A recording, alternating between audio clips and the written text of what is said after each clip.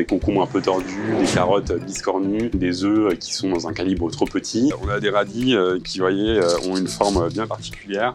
Là, on a des exemples bien flagrants des raisons qui font que les produits arrivent chez nous. Nous, Anti-Gaspi, c'est un réseau d'épicerie qui lutte contre le gaspillage alimentaire. Aujourd'hui, en France, plus de 10 millions de tonnes de marchandises sont gaspillées chaque année. C'est un chiffre qui est colossal. On travaille avec plus de 1000 producteurs et industriels français. On valorise leurs marchandises qui ne trouveraient pas de débouchés dans les circuits traditionnels. On va avoir beaucoup de produits qui arrivent chez nous parce qu'ils ont été trop produits. Il faut savoir qu'aujourd'hui, la grande distribution impose aux producteurs des stocks tampons qui sont assez élevés, et ce qui fait que les producteurs surproduisent et donc du coup gaspillent la marchandise que nous on récupère. On peut avoir des questions de calibre. On va avoir des huîtres qui sont dans un calibre un peu particulier parce qu'elles vont être trop longues. On va avoir des œufs qui sont un peu trop petits et du coup nous ça nous attristerait de voir tout ça jeté.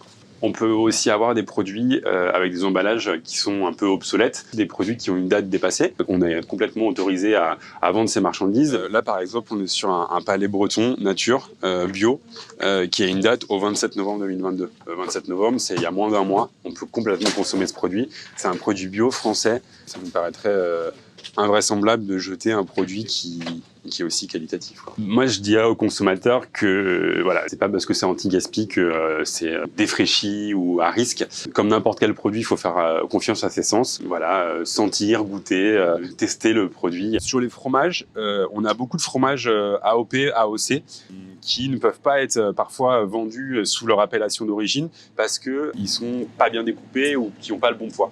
Nous, c'est des produits qui, évidemment, nous attristeraient d'être jetés. Donc, on va venir les valoriser chez nous. Le cahier des charges, c'est un ensemble de règles qu'on va définir entre un producteur et un distributeur pour définir les différentes qualités d'un produit.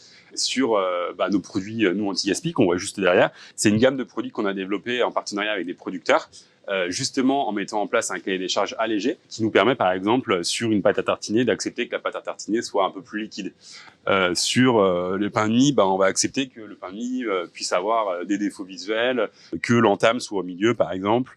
C'est ce qui fait aussi qu'il y a beaucoup de gaspillage aujourd'hui en France parce qu'il y a une quantité astronomique de produits qui n'arrivent même pas à l'étape de distribution parce qu'en fait elle est rejetée directement dès la production, justement parce qu'elle ne respecte pas ce cahier des charges. En moyenne, on est à 20% moins cher que les circuits traditionnels. Pour vous donner un ordre d'idée, nous, en 4 ans, donc depuis 2018, on a valorisé plus de 40 000 tonnes de produits. Donc c'est déjà un chiffre intéressant pour nous, mais c'est vrai que c'est encore loin du gaspillage qu'on a chaque année en France. Et en moyenne, un magasin valorise 100 000 repas par mois.